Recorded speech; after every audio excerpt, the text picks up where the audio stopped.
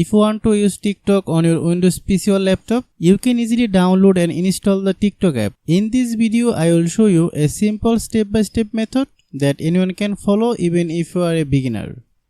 First, open Google Chrome on your Windows computer.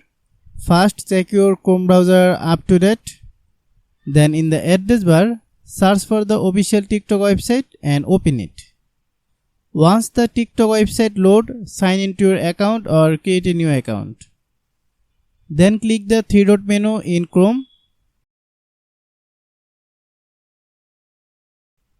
and look for Cast, Save and Share or an option related to installing the page as an app. Then type rename your app and click install. After the installation is complete, you can open TikTok directly from your Windows Start menu or desktop shortcut, depending on your settings.